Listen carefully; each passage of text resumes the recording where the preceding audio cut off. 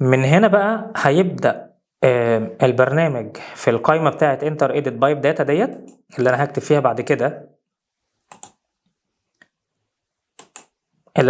بعد كده أرقام شبكة المواسير عندي. من هنا هيبدأ ياخد داتا.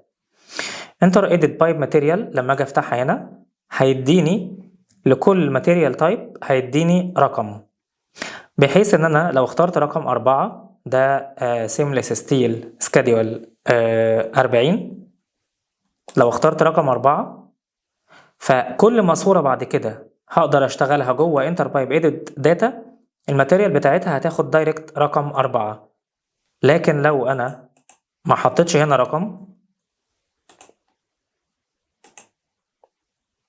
او حطيت رقم 1 او حطيت رقم اي خامة مش موجودة، هنفترض ان انا احط رقم 1 انتر اديت بايب داتا خدت كلها رقم 1، فده هيأثر عليا في ايه؟ انا لما اكتب هنا رقم 4 يبقى انا مختار الماسورة رقم 4، هيأثر عليا بعد كده في الحسابات كفريكشن.